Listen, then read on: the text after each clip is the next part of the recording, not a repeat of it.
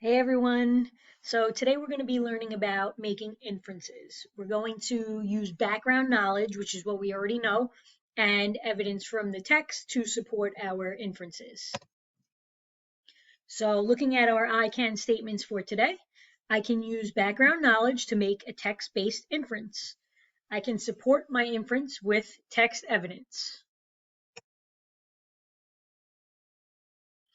So just to take a look at a little anchor chart before we start with making inferences and practicing. An inference is when you go beyond the author's words to understand what is not said in the text.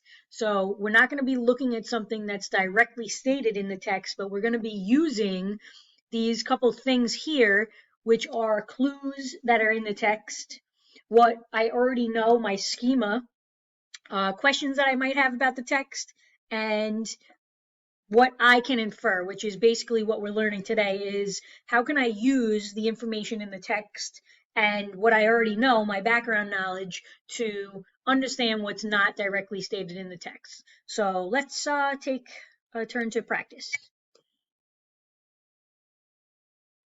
So in this example, it's just a picture, but let's try to use what we already know, our background knowledge. So where are they? If we look at what we already know and the caption in the text, we can kind of see they look like they're sitting in chairs that are in rows, which I know that the movie theaters look something like that. And I can also make that inference because the caption says, I smell popcorn. And when I go to the movies, I usually get popcorn. So what inference can we make? What do they want? What do you think that the uh, kids in this picture would want? So it says they smell popcorn. Usually, if you smell something that smells good, you might also want that. So I think we can make an inference that says the kids are going to get popcorn. How do we know that? Well, we know that because you're in the movie theaters, and in the movie theaters you eat popcorn, and when you smell something, which is what the caption says, that they smell popcorn, they're probably going to want it and they're probably going to get it. So the inference we can make based on this picture is that the kids are going to get popcorn. All right, so when we look in a text, it's a little more difficult because we have to read and find clues rather than just looking at a picture. So let's try it and let's use both our background knowledge and then find details in the text that can support our inference. A boy asked his mother for help getting some things off a shelf. She took down some jars and brushes, and the boy brought them to the kitchen table. Next, he went to his mother's desk and took out a blank sheet of paper. He put the piece of paper on the kitchen table. Finally, the boy filled up a cup of water and sat down at the table with all of these things. Okay, so what do we think the boy is going to do, and how do we know that? If we think about the questions, what background knowledge do I have about this text? If you look at the sections that are underlined in red, let's think about what we know. So they're using jars and brushes. What can we do with jars and brushes?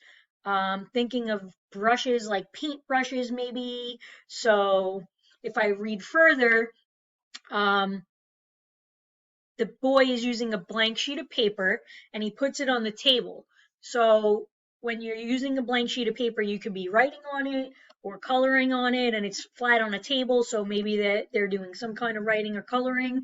But then when I also take into account that there's brushes and jars, well, maybe they're doing some kind of painting. I can continue on reading and see that it says they filled a cup of water and sat down at the table with all of these things. Well, if you've ever done any kind of water painting, you would use all of these things. You use jars and brushes for the painting, and then you fill up a cup of water so that you could kind of dip the paintbrush in to clean it off after you change colors. So an inference based on this text is that the boy is going to paint. And how do we know? Well, these details that we just talked about and our background knowledge helped us to make that inference. All right, let's try another. Katie was excited about tonight. Happily, she put on her big red shoes and bright yellow outfit. Her mom helped Katie paint her face white with a big red circle on each cheek. Just before Katie ran out the door to meet her friends, she attached her large squeaky nose and placed a bright blue pointy hat on top of her head. She grabbed an empty bag and went outside into the night.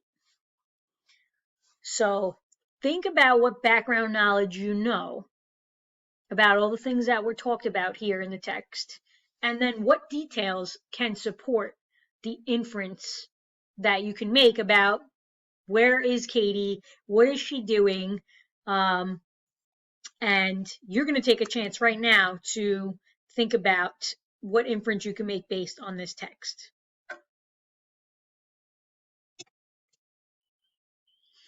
All right, so let's recap for today. Think about what you already know about the picture or text. You're going to use your background knowledge to make an inference, and then you're going to support your inference with details from the text. All right, you did it. You've shown you can make an inference based on your background knowledge and supporting details from the text. Nice job, guys. All right, I'll see you guys tomorrow.